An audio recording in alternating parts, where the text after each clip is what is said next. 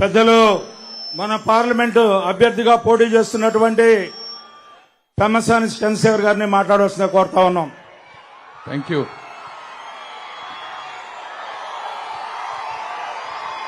గుండెలపై పసుపు పచ్చ బొట్టు దిద్దుకున్న తెలుగుదేశం పార్టీ కార్యకర్తలకు, తిరుగుబాటునే ఆయుధంగా ధరించిన జన సైనికులకు, కథన రంగంలోకి దూకిన కమల దళాధిపతులకు, ఆంధ్ర ప్యారిస్ కి మొట్టమొదటిసారిగా అభివృద్ధి చూపించినటువంటి నాదెండ్ల మనోహర్ గారికి, తెలుగు జాతి కీర్తి కిరీటంలో మకుటం లేని మహర్షి, 4 పదుల రాజకీయ ప్రస్థానంలో అలుపెరగని రాజర్షి, నవ్యాంధ్రప్రదేశ్ కు ఊపిరి పోసిన దేవర్షి, నేను అభిమానించే ఆరాధించే శ్రీ నారా చంద్రబాబు నాయుడు గారికి నా నమస్కారాలు. ఒక్కడై మనిషి పుట్టుక ఉంటుంది, ఒక్కడిగానే మనిషి జీవితం ముగుస్తుంది. అయితే ఒక్కడిగా బతకటం మనం చేసుకునేటువంటి కర్మ. జగన్మోహన్ రెడ్డి గారు చెప్తారు, నేను సింహం, నేను ఒంటరిగా వస్తాను అంటారు. సింహం అంటే పరదాల చాటున వస్తుందా? సింహం అంటే పోలీసుల అండతో వస్తుందా?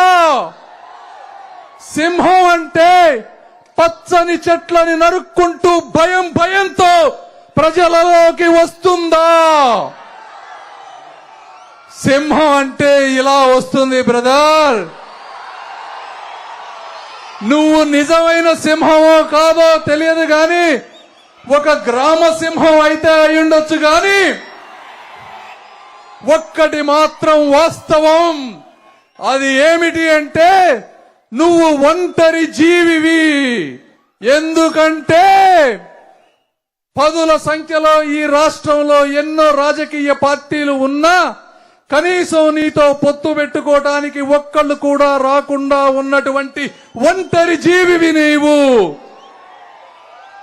నీ కుటుంబం మొత్తం వదిలేసిన ఒంటరి జీవివి నువ్వు. నీతో ప్రయాణించడమే ఒక శాపంగా భావించి నిన్ను వదిలేసిన నాయకులు లేని నాయకత్వం ఉన్నటువంటి పార్టీలో నువ్వు ఒంటరి జీవివి. నీ జ్ఞాపకాలు ఎప్పుడెప్పుడు మర్చిపోదామా అని లోకమంతా నిన్ను వదులుకోవాలని చూస్తున్నటువంటి ఒంటరి జీవివి నువ్వు. నీకు తోడుగా మనుషులని వదిలి డబ్బునే నమ్ముకున్న ఒంటరి జీవువు నువ్వు. ఆఖరిగా నీ అంతరాత్మను సైతం వంచిన ఒంటరి జీవివి నువ్వు జగన్మోహన్ రెడ్డి గారు. ఇలాంటి మీరు మీ ఒంటరితనంతో రాజధానిని నిర్మించలేరు, పోలవరాన్ని పూర్తి చేయలేరు, ఒక రోడ్డు వేయలేరు, ఒక ఉద్యోగం తీసుకురాలేరు. మీరు అరాచక నియంతృత్వ ఆర్థిక ఉగ్రవాదిగా మారారు.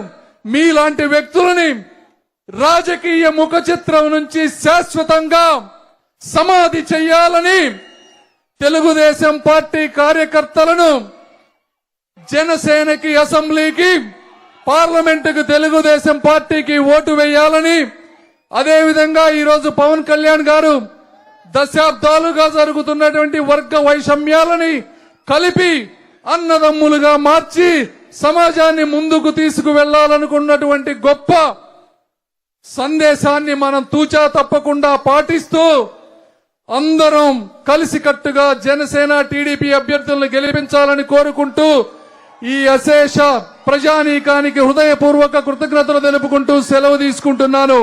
జై తెలుగుదేశం, జై చంద్రబాబు, జై జనసేన, జై పవన్ కళ్యాణ్, జై బీజేపీ. Thank you.